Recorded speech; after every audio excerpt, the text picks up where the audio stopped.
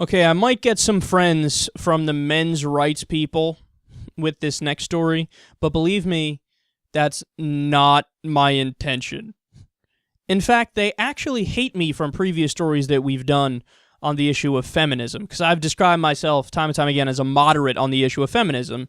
I think that extreme feminists are silly, and sometimes they hurt the actual movement. But in terms of fighting for equal pay for women, in terms of trying to change society, to make society view women and men as equal where they are equal, yeah, I'm totally on board with that. I'm totally on board with this old school version of feminism. And people, the men's rights people act like the devil reincarnate because of stuff like that. You should see the like-dislike ratio on videos where I discuss that. But listen to this.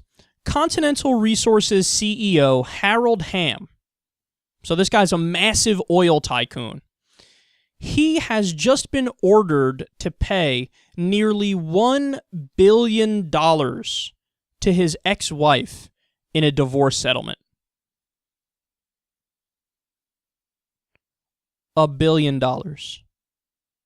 Quote, Oklahoma Special Judge Howard Harrelson ruled that he has to pay his ex a total of $995.5 million.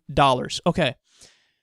They say that simply as a result of this lawsuit in this case, that she is now going to be one of the richest women in America. Just because of this divorce case. Quote, he owes $322.7 million by the end of 2014, and he'll have to pay the rest of the judgment, $650 million, in installments worth at least $7 million a month. $7 million a month. Now, it's up in the air as to exactly what his net worth is. It's somewhere between $11 billion and $17 billion. That's not all the cash he has, on hand. That's his net worth in terms of all of his holdings, stock options for his company, and his house, and his cars, and his money. So that's everything put together. And of course, that's a tremendous amount of money. But I still have to say, I think the decision is fairly ridiculous. Okay, no, you don't get $1 billion. What? You were married to this guy and it didn't work out, and now you get $1 billion. I mean, look, again, maybe I'm a dick in this respect, but it's not her fucking oil company. It's not. According to the article, he did the work. It was his company. He's the one that goes every day. He's the one that takes care of business. She was married to him. Now, I'm not saying she gets nothing, but she gets $1 billion because their marriage didn't work out. You can't even spend that in a lifetime. He can't spend his money in a lifetime. So there's an underlying question here, too, about the tax system in the U.S. and how much this guy should really have if we had a fair tax system in the U.S. In my book, it wouldn't be $17 billion.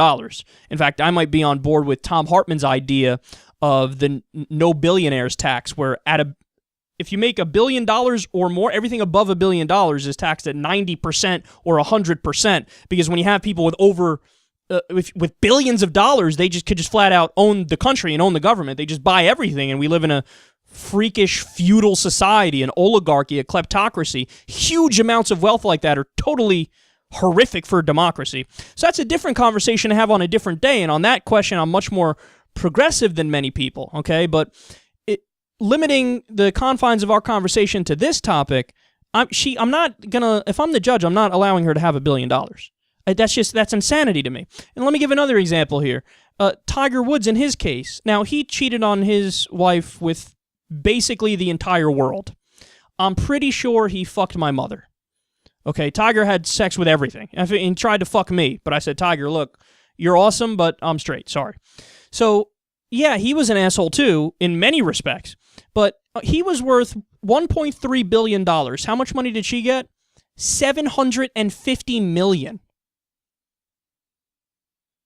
Yeah, it sucks. Your marriage didn't work out. I feel bad for you. It's probably a lot of emotional pain, a lot of real pain, okay? but you don't get $750 million. I'm sorry, not in my book. I'm not going to give you half of this stuff. He's the one that won the Masters and won the U.S. Open and won the British Open and was touring the world his entire fucking life and worked his ass off to be the best golfer in the world. I'm not going to give you half of his shit because your marriage didn't work out. That's insanity. That's insanity. So what am I in favor of? Look, I got to be honest, I haven't really thought this out seriously enough yet to give a real answer and say I'm 100% on this page.